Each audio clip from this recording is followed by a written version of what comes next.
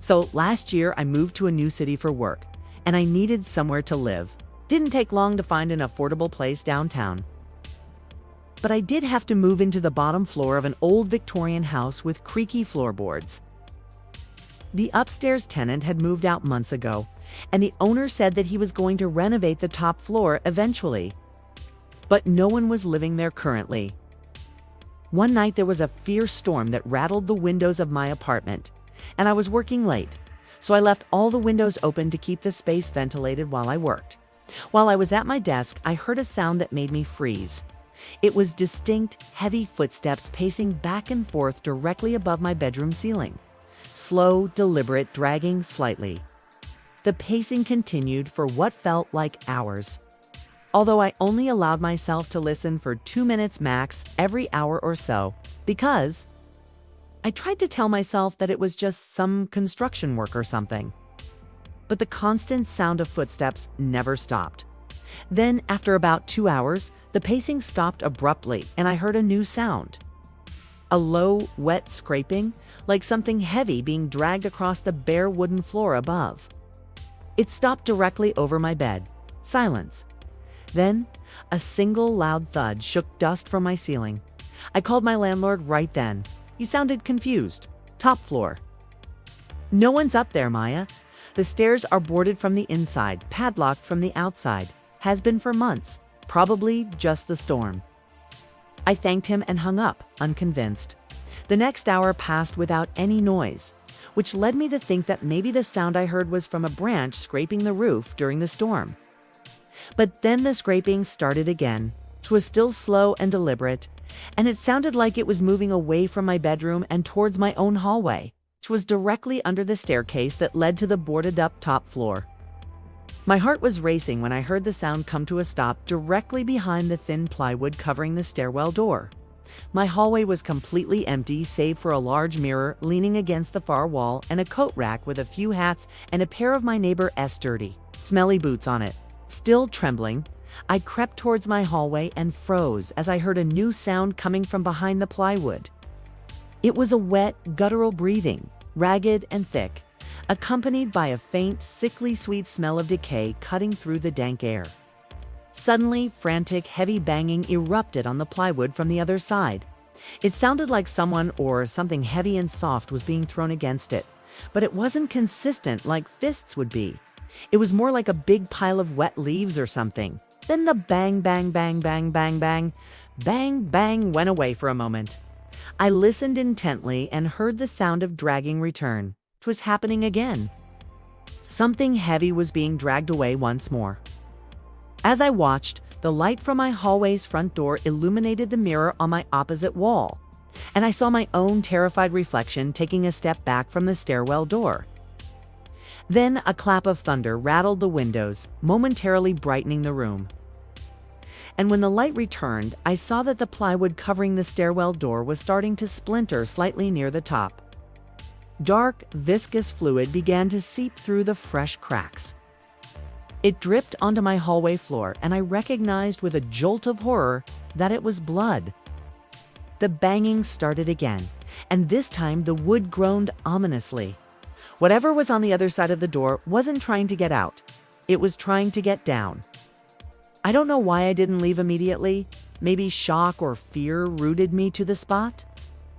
All I could do was watch in growing horror as the banging became more frenzied and the trickle of blood turned into a steady stream. A particularly violent bang split the air and a chunk of plywood the size of my hand flew off the door, revealing a dark, gaping hole behind it. That was when I screamed and ran. I ran to my bedroom and locked myself inside, huddling in the corner beneath my window until the morning. When I finally ventured back into my hallway, the sound of dripping blood had been replaced by an eerie silence. The plywood had mostly been ripped off the door, hanging in tatters from the upper hinges. The rest of it lay in jagged shards on the floor, revealing the dark opening to the stairwell beyond. And standing in the middle of it was a figure that shouldn't have been there. It was tall and emaciated, its limbs impossibly thin and spidery, its back hunched like an old man's. Its skin was stretched taut over its bones, pale and clammy and hung in strips in some places, revealing patches of rotten flesh underneath. What little remained of its face was caked in dried blood and matted hair. And from its open, frothing mouth to its bulbous, misshapen nose to its vacant eye sockets, it looked like something out of a nightmare. It was clearly dead, though, or if it was alive, it was close enough to death that I couldn't tell the difference. Yet somehow it was even more terrifying than before, because now I could see it. Now I knew it was real. The creature shuffled forward, or what I assumed was forward, because its spine was so twisted it was impossible to tell its orientation for sure. Its head lolled at a sickening angle, revealing the bloody stump where its jaw should have been. One hand, if you could call it that, was missing most of its fingers. The remaining stubs scraped against the floor as it shuffled closer.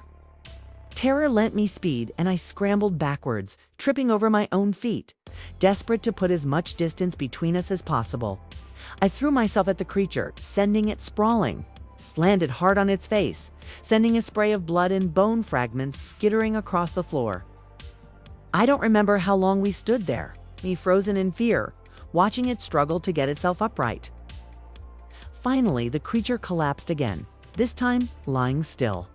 In the morning, after calling the police and having the creature removed, I told them about the sounds I'd heard the night before. They were polite but dismissive, implying that I'd cut my hand while cleaning or something. Later that day, I found a small kitchen knife in my hallway. It was old and rusty, and it was smeared with blood.